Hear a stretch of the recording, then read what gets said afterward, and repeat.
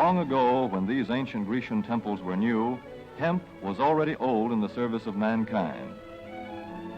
For thousands of years even then, this plant had been grown for cordage and coarse cloth in China and elsewhere in the East. For centuries prior to about 1850, all the ships that sailed the western seas were rigged with hempen rope and sails. For the sailor, no less than the hangman, hemp was indispensable.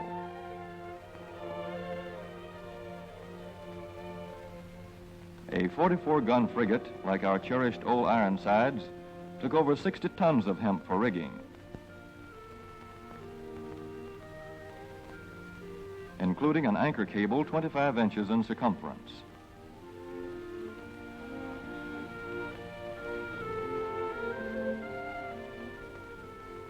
The Conestoga wagons and prairie schooners of pioneer days were covered with hempen canvas. Indeed, the very word canvas comes from the Arabic word for hemp. In those days, hemp was an important crop in Kentucky and Missouri. Then came cheaper imported fibers for cordage, like jute, sisal, and manila hemp, and the culture of hemp in America declined. But now, with Philippine and East Indian sources of hemp in the hands of the Japanese, and shipment of jute from India curtailed, American hemp must meet the needs of our Army and Navy as well as of our industries. In 1942, patriotic farmers at the government's request planted 36,000 acres of seed hemp, an increase of several thousand%. The goal for 1943 is 50,000 acres of seed hemp. In Kentucky, much of the seed hemp acreage is on river bottom land such as this, along the Kentucky River Gorge. Some of these fields are inaccessible except by boat. Thus, plans are afoot for a great expansion of the hemp industry as a part of the war program. This film is designed to tell farmers how to handle this ancient crop, now little known outside Kentucky and Wisconsin. This is hemp seed. Be careful how you use it. For to grow hemp legally, you must have a federal registration and tax stamp. This is provided for in your contract. Ask your AAA committeeman or your county agent about it. Don't forget, hemp demands a rich, well-drained soil such as is found here in the bluegrass region of Kentucky or in central Wisconsin.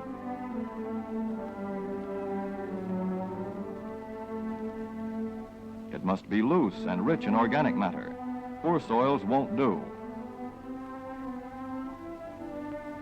Soil that will grow good corn will usually grow hemp. Hemp is not hard on the soil. In Kentucky, it has been grown for several years on the same ground, though this practice is not recommended. A dense and shady crop, hemp tends to choke out weeds. Here's a Canada thistle that couldn't stand the competition. Dead as a dodo. Thus, hemp leaves the ground in good condition for the following crop. For fiber, hemp should be sown 5 pecks to the acre. With drill, the closer the rows, the better. These rows are spaced about 4 inches.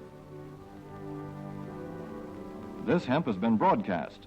Either way, it should be sown thick enough to grow a slender stalk.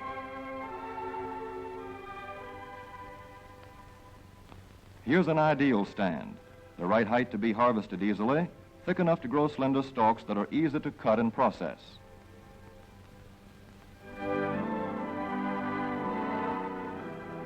Stalks like these here on the left, they yield the most fiber and the best. Those on the right are too coarse and woody. For seed, hemp is planted in hills like corn, sometimes by hand. Hemp is a dioecious plant. The female flower is inconspicuous, but the male flower is easily spotted. In seed production, after the pollen has been shed, these male plants are cut out. These are the seeds on a female plant. Hemp for fiber is ready to harvest when the pollen is shedding and the leaves are falling. In Kentucky, hemp harvest comes in August. Here, the old standby has been the self-rake reaper, which has been used for a generation or more. Hemp grows so luxuriantly in Kentucky that harvesting is sometimes difficult, which may account for the popularity of the self-rake with its lateral stroke.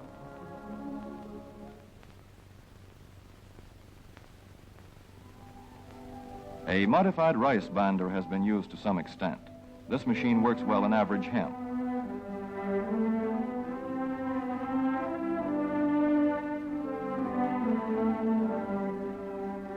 Recently, the improved hemp harvester, used for many years in Wisconsin, has been introduced in Kentucky. This machine spreads the hemp in a continuous swath. It is a far cry from this fast and efficient modern harvester to the Armstrong model of yore. But here's one kind of harvester, at least, that doesn't stall in the heaviest hemp. In Kentucky, hand cutting is practiced in opening fields for the machines.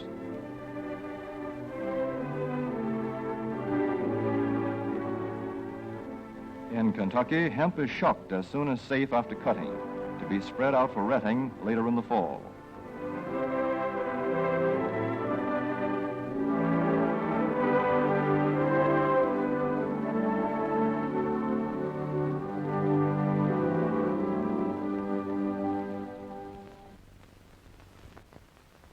In Wisconsin, hemp is harvested in September. Here, the hemp harvester with automatic spreader is standard equipment. Note how smoothly the rotating apron lays the swath preparatory to retting. Here it is a common and essential practice to leave headlands around hemp fields. These strips may be planted to other crops, preferably small grain.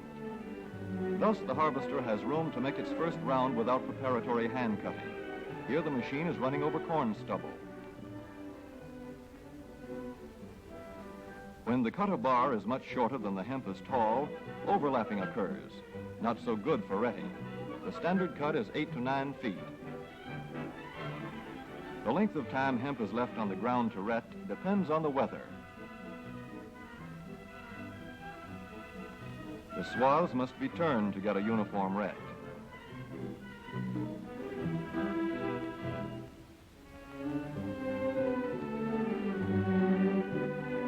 When the woody core breaks away readily, like this, the hemp is about ready to take up and bind into bundles.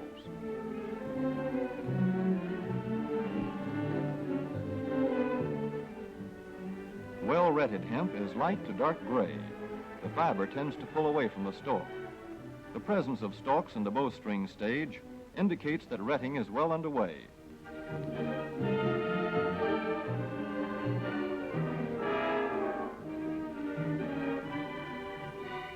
When hemp is short or tangled, or when the ground is too wet for machines, it is bound by hand.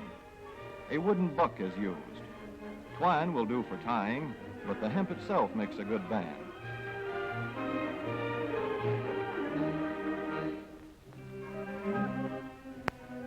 When conditions are favorable, the pickup binder is commonly used. The swath should lie smooth and even with stalks parallel. The picker won't work well in tangled hemp.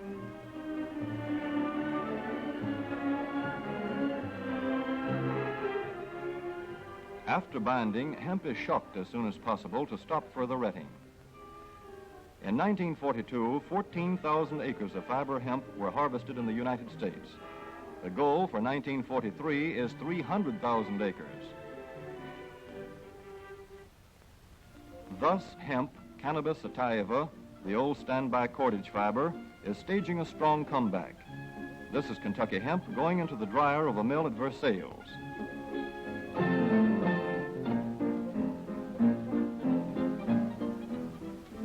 In the old days, breaking was done by hand, one of the hardest jobs known to man.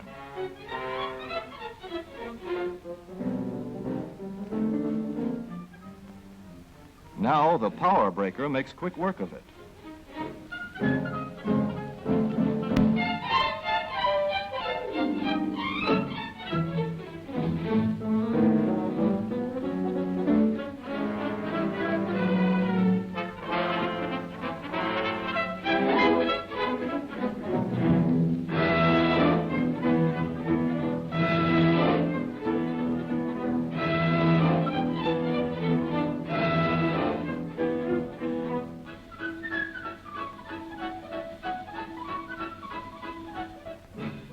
Spinning American hemp into rope yarn or twine in the old Kentucky River Mill at Frankfort, Kentucky. Another pioneer plant that has been making cordage for more than a century.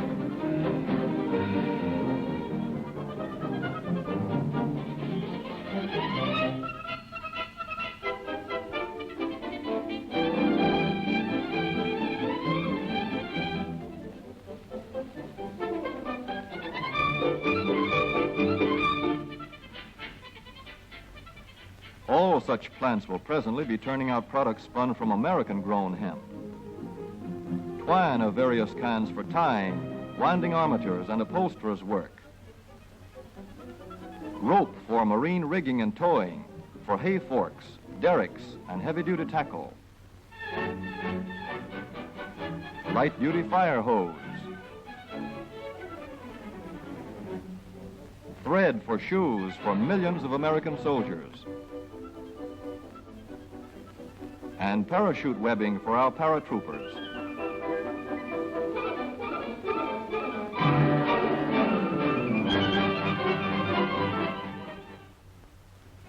As for the United States Navy, every battleship requires 34,000 feet of rope, and other craft accordingly. So here in the Boston Navy Yard, where cables for frigates were made long ago, crews are now working night and day making cordage for the fleet.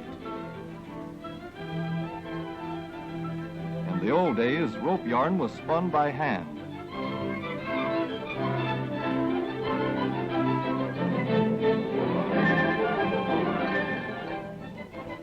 Today, even the rope walk is mechanized.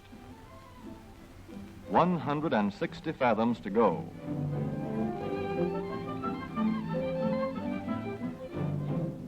The rope yarn feeds through holes in an iron plate.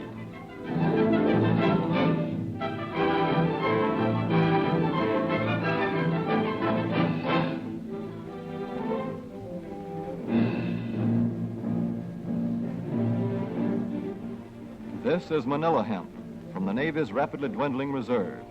When that is gone, American hemp will go on duty again. Hemp for mooring ships, hemp for tow lines.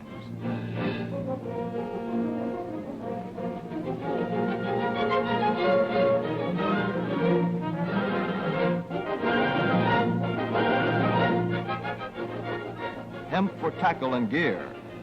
Hemp for countless naval uses, both on ship and shore. Just as in the days when old Ironside sailed the seas victorious, with her hempen shrouds and hempen sails.